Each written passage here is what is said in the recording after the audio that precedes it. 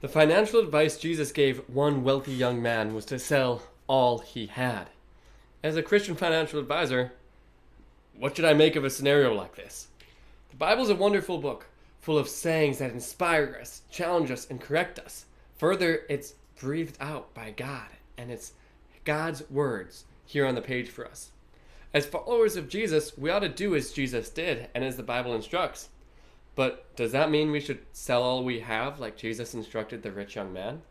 Well, the truth is, it's a little more nuanced than that. The Bible doesn't necessarily give one specific instruction for how we should handle our money. Abraham and the patriarchs were very wealthy men.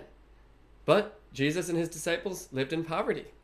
Yet Jesus was buried by disciples that the gospel said were secret disciples who had enough that they owned a cave, which you had to be relatively wealthy to do. That was Joseph, Arimathea, and Nicodemus who owned that cave and buried Jesus there. David was a wealthy king, yet in his legacy plan he gave away all he had to the building of the temple. And Elijah lived alone by a creek and was so impoverished he had to be fed by ravens. Paul seems to have times where he lived in abundance and in poverty, as he says in Philippians 4. In every circumstance, I have learned the secret of facing plenty and hunger, abundance and need. So after considering all these characters, the question remains, what should you do?